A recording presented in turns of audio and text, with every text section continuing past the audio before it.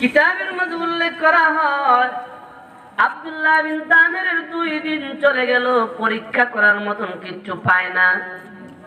তাফসীরে নূরুল কুরআনের মাঝে এইভাবে উল্লেখ করা আছে, 3য় দিন বিকাল বেলায় জাদু বিদ্যা শিক্ষা যখন সংসদে যাবে, সে তার বাসায় যাবে, বাসভবনে।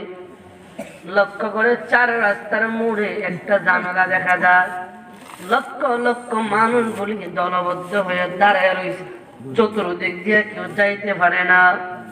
প্রশাসনিক ভাই যারা আছে, যারা তীরওয়ালা তীর নিয়ে দাঁড়ায় রয়েছে, তরবারিওয়ালারা তরবারি লইয়া দাঁড়ায়, যার যা অস্ত্র আছে অস্ত্র নিয়ে দাঁড়ায় রয়েছে, কেউ ভয়ে ছাড়ে না। সামনে আগে দেখে কেন সবাই তরবারি নিয়ে দাঁড়াইছে। লক্ষ্য করে দেখে 4 রাস্তার মোড়ের মাঝখানে একটা বাঘ, জিন্দা বাঘ বৈশা রয়েছে। বাঘের বয়ে কেউ সামনে আগায় না। এই যুবক ভাই, বেশি ভয় লাগবে না, একটা জুখের যতটুকু ভয়